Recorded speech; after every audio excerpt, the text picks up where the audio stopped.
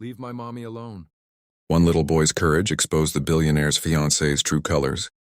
The Hartwell estate glittered, that evening the way it always did for the family's engagement parties, with crystal chandeliers throwing gold light across marble floors and a string quartet playing somewhere near the terrace doors.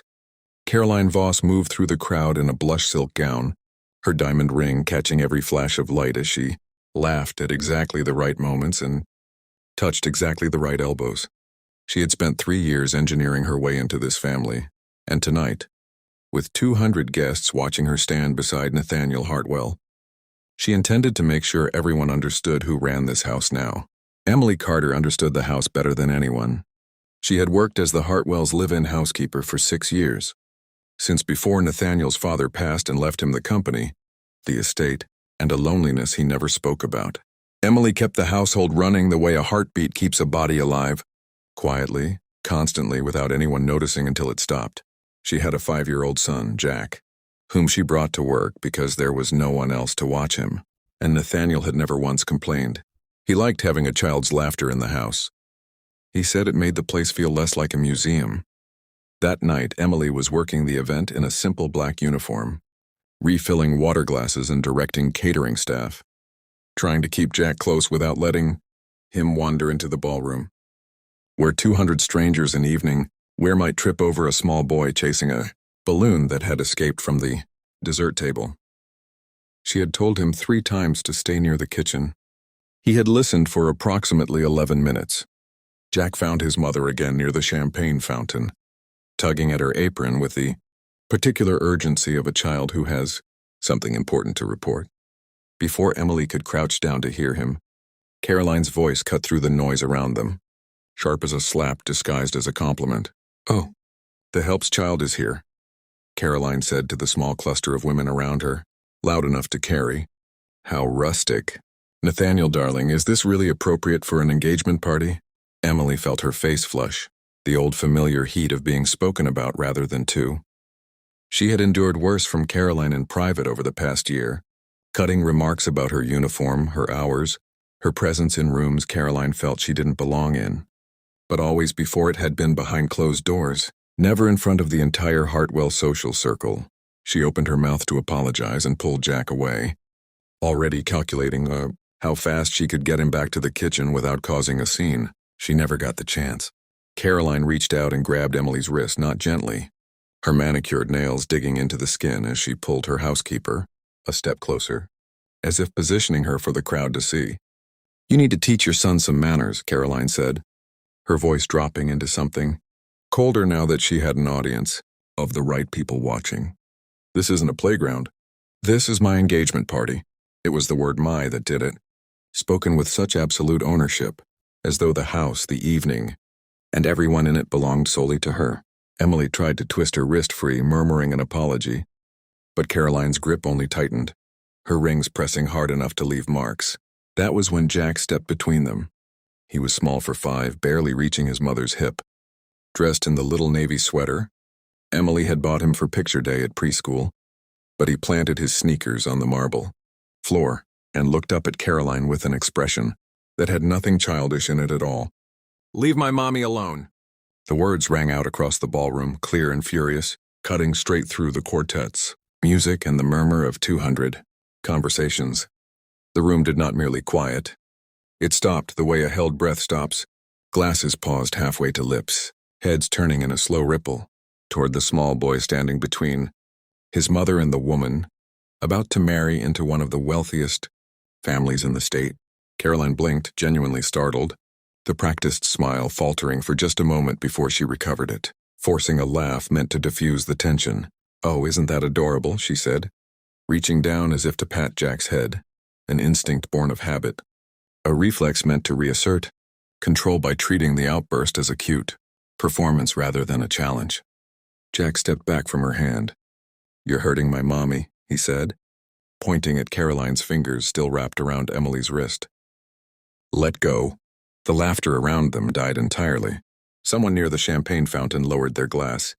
A woman in emerald green covered her mouth, and Nathaniel Hartwell, who had been across the room accepting congratulations from his uncle, turned at the sudden silence. and saw his fiancée's hand locked around his housekeeper's wrist, and a 5-year-old boy standing his ground against a woman twice his height.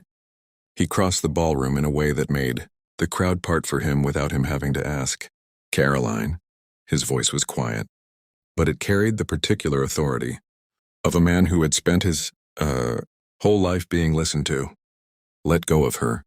Caroline released Emily's wrist immediately, already reshaping her expression into wounded confusion, the look of a woman unfairly accused.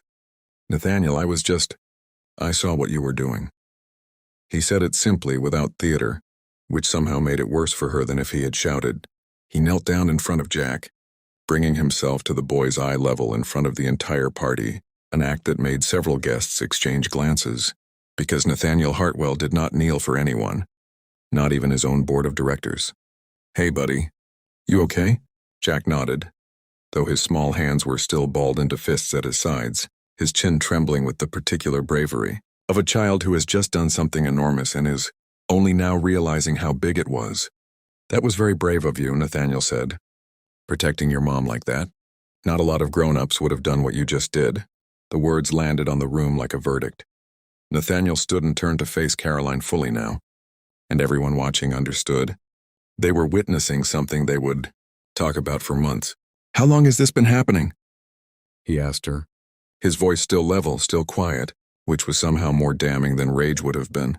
"The comments. The way you talked to her." "How long, Caroline?" "Nathaniel, please, we're at a party. Can we not do this?" "How long?" Emily, still holding her wrist where the rings had left faint red crescents, tried to intervene, tried to smooth things over the way she always had, because smoothing things over was her job and had been for 6 years. "It's fine, really. It was nothing. I should have kept him in the kitchen." "It's not fine." Nathaniel turned to her, and something in his expression softened entirely. Years of quiet observation finally surfacing into words. "Emily, you've run this house better than anyone who's ever worked here. You've been kinder to my staff and more honest with me than most people in this room combined. And I have watched Caroline treat you like furniture for the last 8 months and told myself it wasn't my business to intervene in how she spoke to people. That was a mistake. I'm sorry." Caroline's composure finally cracked. "You're apologizing to the housekeeper? In front of everyone?" "Nathaniel, this is humiliating." "No," he said, and for the first time that evening his voice carried an edge. "What's humiliating is grabbing a woman hard enough to bruise her wrist because you didn't like where her son was standing. What's humiliating is spending a year showing me exactly who you are while I made excuses for you." He slid the ring from his own pocket, the one he'd been carrying to surprise her with an upgraded setting later that night, and set it quietly on the nearest table instead of handing it to her. A gesture that felt final in a way no words could have matched.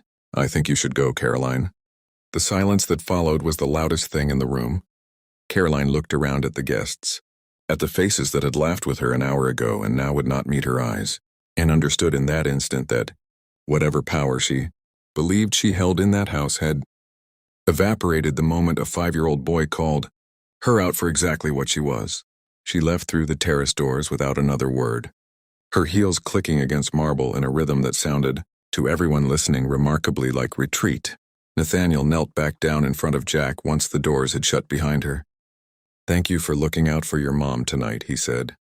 "That took real courage." Jack, finally allowing himself to be a 5-year-old again now that the danger had passed, reached out and hugged him unprompted, the way children do when they decide someone is safe.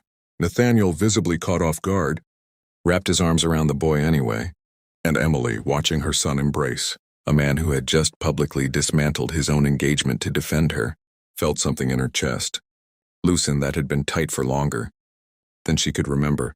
In the weeks that followed, the story of that night spread quietly through the household staff and then, inevitably, into the wider circles the Hartwells moved in. Though never in the cruel way gossip usually traveled, people spoke of it almost reverently. The billionaire who knelt for a 5-year-old, the boy who stood his ground against a woman who mistook cruelty for power. Nathaniel began finding reasons to be in the kitchen more often in the evenings, ostensibly to check on renovation plans for the East Wing. Though everyone in the house understood exactly whose company he was seeking, Jack adopted him almost immediately as a fixture of his world, showing him dinosaur drawings and insisting he sit through elaborate games of hide-and-seek that Nathaniel, despite 41 years and a company with 1,200 employees, seemed to genuinely enjoy losing. It took 8 months for Nathaniel to work up the courage to ask Emily to dinner, not as her employer but as himself, and when he did, he told her honestly that he had been drawn to her long before that night, but had never let himself acknowledge it while Caroline stood between them. Emily, who had spent 6 years believing herself invisible in that house except for the work her hands produced, found herself laughing for the first time in longer than she could remember at how absurd it was that her son's small, furious voice had done what neither of them had the courage to say aloud. They married 18 months later in the same ballroom, though this time the guest list was smaller and warmer, chosen for kindness rather than status. Jack, 7 years old by then and considerably taller, stood beside Nathaniel at the altar in a small navy suit, holding the rings with the same fierce seriousness he'd once used to defend his mother's honor. When the officiant asked if anyone objected to the union, Jack, without waiting to be called on, announced to the entire gathering that nobody better, which drew a wave of laughter through the crowd and a proud, watery smile from his mother. Later during the reception, Nathaniel lifted his glass and told the guests that the truest test of a person's character wasn't how they treated people who could help them, but how they treated people who couldn't, and that he had learned that lesson not from any boardroom or business school, but from a 5-year-old boy who simply refused to let anyone hurt the person he loved. Emily, watching her son fall asleep against Nathaniel's shoulder before the cake was even cut, understood that the house that had once felt like someone else's world had finally, completely become their home.